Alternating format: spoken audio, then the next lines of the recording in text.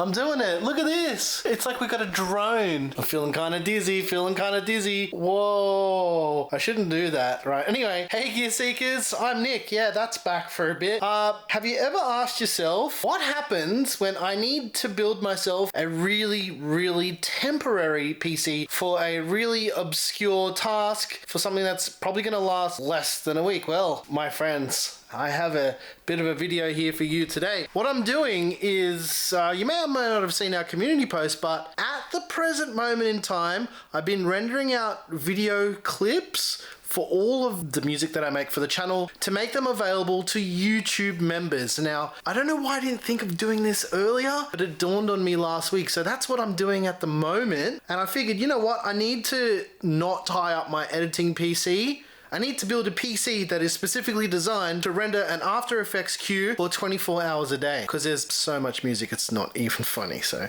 that's what we're doing here today, ladies and gents. I'm putting together a PC, but in the way that I would do it if I didn't really want it to last long. So I'm going to show you what one of our test bench setups look like, because that's what I'm going to do it on. And I'm going to hide it in a corner in another room with a network cable plugged into it with Parsec, so I don't have to look at it. So this is what we're doing today. I'm going to show you one of my test bench setups and a temporary build that I'm doing for this task. So let's get into it.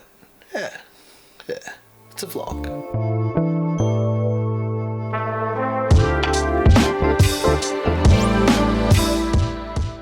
Rightio. Now, this here is one of my 2 test bench setups I've got. This is the one that I use with an AIO that basically lives on here. And the reason why I use this AIO in particular is it's got an Acertech bracket. It's really easy to swap over, and I don't use thermal paste because I use Carbonate pads for this test bench. So I can switch over stuff really quickly. So that's the test bench I'm going to use. We get asked about this like quite a bit as to what we use. So we use an open bench table by Streecom. They're about a couple $100 in Australia, like $200 or so. They're not cheap by any stretch of the imagination, but they are super convenient, so I'm happy to pay for that. So I actually ended up buying another one of these in black for all of our 12th gen testing and for all of our testing going forward. So I've got 2 benches built up that I can use for testing. So all the hardware that I had on here, I ripped off because I need to use it for another project. I kind of just kept this together after 12th gen, but yeah, now I've got something that I need that hardware for. So this is what I'm using. I already changed the bracket over to an AM4 bracket because we're going full AMD for this, including the GPU. I got a pretty interesting GPU that we reviewed that I'm going to show you now that we've only used in that review, but it's perfect for this After Effects task. So let's go and check out the parts, which is over here. So first of all, we're using the Asus ROG Strix Dark Heroes, the Crosshair 8, a fairly good board. I actually used this in my gaming PC for quite a while before I switched to my custom water-cooled loop. CPU, I'm using the 5900X. 5950X is still in that water-cooled PC that we built the other week. I haven't pulled it apart yet, so 5900X is more than good enough for this task. A 5800X would have been good too, but I don't actually have one. For RAM, I'm going to use 32 gigs of this Thermaltake Tough RAM. This stuff's pretty good. It's got Samsung B-Die memory, so it is really good for overclocking, super stable, and yeah, it does all the good stuff. Storage, just a 1TB WD Black Gen 4 drive. I've already got Windows and everything set up on this drive from another build that I did, so this is ready to go. I've got all the rest of the mounting gear for the cooler and stuff. You're coming with me, you're doing all this with me. I've got my Carbonate pad that I'm going to use. I've got every single Carbonate pad in every size. I bought them a while ago and I just used them for these type of projects because it just makes life easier. And last but not least, it's back, ladies and gents, the Radeon Pro W6800. It is possibly the perfect GPU for smashing out After Effects 24 hours a day, right? Because that's basically what this is going to be doing. Smashing out After Effects for the next 5 or 6 days non-stop until I get the whole back catalogue done, and then the system will come apart obviously, but let's put it together because I'm sure you guys will be interested to see how I put a test bench together, right? Ooh, exciting. Alrighty.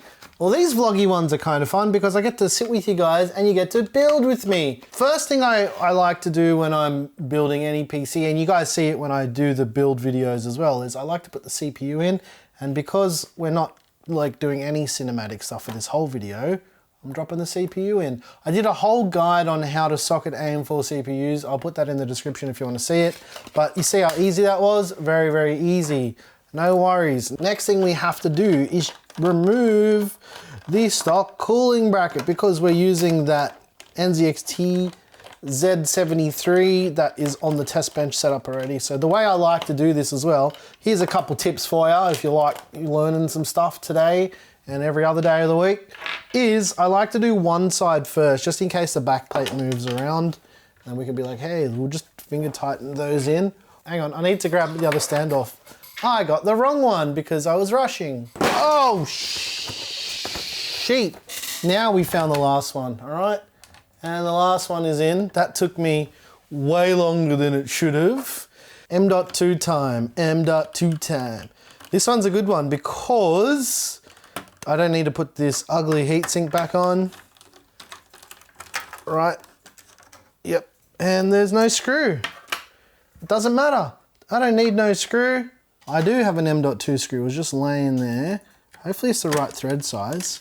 And even if it's not, it is. Hey, I did a thing today. Last but not least is the RAM. This is only 32 gigs, and I say only because typically with render machines you'd want more, but this one's, it's okay. I just need the CPU and the GPU. I need the OpenCLs or the CUDAs, but we're going OpenCL today because makes no difference. But this GPU is really designed to hammer out rendering tasks. So that is what we're doing. Rightio. It's almost like I've never done this before. Cool. Now we're all set up and we can put it on the test bench. One thing I love about these open bench tables from Streetcom is you don't need to use screws. You see these little standoffs? They basically just hold the motherboard in. You don't have to do anything, and it's great if you need to swap stuff out really quickly. I bet you guys have seen this before on other channels and other people using them, but I've been using these things for years and I love them. They're really good. Like I said, definitely worth the money if you're doing the stuff like we're doing. So that said, putting a motherboard on, you just basically line up these standoffs and drop the board on, and it's now in, right? And then you have to do the stuff that you would do on any other board, which is, you know, plug in the power for all the things. The other thing is, when I use boards on this test bench, I did have a power button that I wired in that I made for it, but I tend to use boards that have their own power buttons, so I don't have to worry about that anymore. EPS power can be tricky with this because this isn't the power supply I typically use with this, but cable management is like not a thing with this because it doesn't really matter. It has one task, and that is purely to work. So, and we'll just go, oh look, a little bit of cable management, yay, who cares, right? The fun part is we've got to put the CPU cooler on, right? So this is what I would recommend for people who are swapping over hardware a lot, but also something to be careful of is these Carbonaut pads. So this one I've used a couple times, and I actually ripped the corner of it off, by like the side of it off by mistake. But basically the way these work is they cover the whole IHS of the chip. You replace the thermal paste, so you don't need to use thermal paste. And if you're swapping stuff off heaps, it's good. Now the trick to these is do not move it or slide it around as you put it on because they're electrically conductive. So you do actually need to be more careful than you typically would. So try go on as straight as possible. Don't move it around, lower it on, whiz them up, get it done. I usually just finger tighten these as well. I don't need a screwdriver, especially if I'm swapping stuff off a lot. I don't want to have to use a screwdriver. Now I'm going to plug in the USB cable because I kind of need to, but this is a pain in the butt most of the time too because the RAM's always in the way. And the only reason why I have the USB cable plugged in is because I like to monitor the temperatures on all of the things. So we'll just plug that in. Again, cable management, who cares, right? And then I need to plug in this pump header. And last but not least, our friendly friend, what? That doesn't make sense. The W6800 workstation GPU, absolute weapon of a GPU, 32 gigs of VRAM, completely overkill for this task. But you know what? Why the heck not, right? So works like any other GPU, plays games. We've done a full review of this. You can check it out in the description down below. The thing I love about these workstation cards though is the power connectors are on the end. Bingo. This is such an awkward angle to see stuff too. Bingo. And then bango. And we're ready. Not ready, but yeah.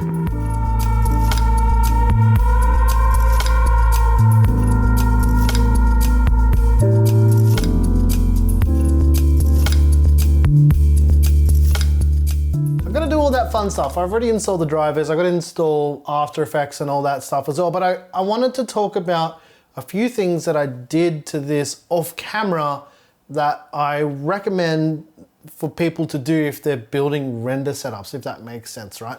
So for my editing PC, I do the same thing. But what I typically do, especially with the higher end Ryzen CPUs, is they do get hot.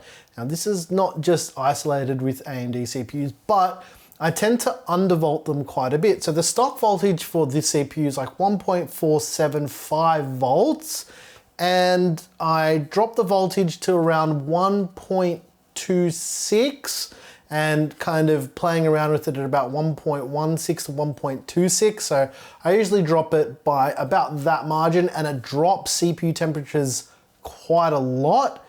It sometimes doesn't boost as high, which is no problem. We don't want that. We want it to be stable, to consume less power, and to not run as hot. So if that's something you guys want to experiment with, is undervolting, maybe give it a try as well. With this GPU in particular, because of the way that it's designed and whatnot, you can't actually undervolt it like in the traditional sense with just using the AMD panel. Obviously there's other ways to do it, but I'm not going to mess around too much with that. Given the workload of this thing, I don't know if you can hear that, but this is about as loud as it's going to get. It's not going to be very loud at all, but I will be moving it into another room because of how hot it will make this room, because yeah, these workstation cards get very warm. There's a couple other things that I wanted to check before I started too, which is smart access memory using resizable bar. This GPU supports it because I'm using a Ryzen 5000 CPU and this Radeon Pro GPU. They work pretty well together for these tasks. You guys might remember me doing stuff with Parsec a little while ago. We did a few videos with our Parsec remote editing PC. So since then, I've upgraded our Parsec account to a Parsec Warp account, which gives us a couple things that's actually pretty handy. So you don't have to have a monitor or a keyboard or anything plugged into your machine to use it properly. So what I actually use is the Parsec virtual display driver. Basically what this does is it allows us to go ahead and not have anything plugged into the system, so you can use it completely headless. And because I'm gonna put this in another room, and I'm actually gonna connect it to Wi-Fi because the network link isn't really important for the project that I made for After Effects. It's just gonna be a lot easier for me to manage it that way. So I'm just gonna log in with one of my other machines into Parsec, and I'll be good to go. I think After Effects is almost installed now too. I want to show you guys how this works if you've never seen it again. Just one more time, right? Because we did this in our whole Parsec video, but test bench is off. I'm gonna power it up. You can see that there's no monitor or anything plugged into this. The only thing I've got plugged in is just like a little wireless mouse and keyboard dongle. You need that just to basically tell the computer to give you a cursor when you connect with Parsec. So we'll just wait for this to boot up. Shouldn't take too long. And then I'll show you how we connect to it and then how I'm gonna do everything. You can see there's no Ethernet or anything connected to this. I quite literally just have a Wi-Fi antenna. And that's because I'm gonna put this in one of our storage areas so I can just access it, and I can do all the After Effects stuff and queue everything up on this render machine or this render bench on my daily driver, which is this PC here. So it looks like the machine has popped up in Parsec. Let's connect to it, and then I'll basically just run you guys through how Parsec works one more time. I'm blurring out parts of the screen now because a lot of it is confidential stuff that I can't share with you. This is the daily driver computer that I use for everything when I'm not editing or gaming. This is like how I do everything. So we'll connect with Parsec. Yes, it's running Linux, so I daily drive Linux. Because of the way the virtual display driver works, it doesn't allocate a resolution on Parsec until you tell it to do it. Now this is a paid Parsec feature. I do pay for this monthly because it is something that I find myself using quite a lot. Basically what you do in Parsec is you drop down the little Parsec window, whatever. You can see I've got 2 virtual screens connected to this. So there's no monitor plugged into this, completely headless. And basically I'm just gonna say, I just set the resolution to 2560 by 1440 because that's what this panel is. It's a 1440p panel. And now I've got full control over this machine right here. So if I open up Adobe Creative Cloud, you can see that all of the stuff that I need for this is installed. So basically just After Effects and Media Encoder. Basically the point of this machine is to render non-stop for the next couple days so we can get all of this content ready for YouTube members. All right, ladies and gents, that's just about gonna do it for this video. The whole point of this video was to show you guys what I'm using to render out all the videos for the new YouTube membership stuff for all the music. Because if you don't know, I make all the music here on the channel and we've been looking for a nice way to share that music with you guys other than Patreon and Floatplane. And it actually turns out that it's easier for us to do YouTube membership stuff, like with the videos, with having like video clips for all the music, than it is to do it on the other platforms. So what we decided to do is, if you want to get the music that we make, the easiest way to do it and the cheapest way to do it is right here on YouTube. So I'll put a link to the whatever you need to do to join the channel and whatnot, or you can literally click that join button, and the second that you do that, you'll see all the tracks will become available to you so you can listen to that at your leisure. At the time of filming this video, there's 20 tracks already up on YouTube for our members. I rendered that on my editing PC over the weekend because I didn't do any work over the weekend other than that. But because we're starting the week off again as a normal editing and filming week, I can't tie up that editing PC any longer. So this test bench system to my right and your left had to be put together just to finish it out. And then if I need to do any more tracks later down the line, it's easy to do a single track on my editing PC as we go. But because it's a whole catalog of music, like hundreds of songs, it's just gonna take time. So that's basically why I'm doing it this way. Anyways, guys, if you wanna support the channel, like I said, membership, you can also get our music on Patreon and Floatplane as well. Floatplane gets early access to a bunch of other stuff that we don't do on YouTube. We don't have to follow YouTube guidelines as much over there. So we do exclusive stuff over on Floatplane for that as well. Anyways, guys, thank you so very much for watching. I'm your boy Nick with Gear Seekers. You peek, we seek, and thank you guys so much for all the support. And I hope you guys enjoy this different style of vloggy content where it's not too serious. I'm just basically walking you guys through the steps of what I would do if I needed to put something together for another project that's related to the channel, but not necessarily video worthy. Does that make sense? I don't know, but thank you guys so much for your support this year, and we've got a couple more builds coming this week as well, which is going to be pretty exciting. Stay tuned and catch you next time.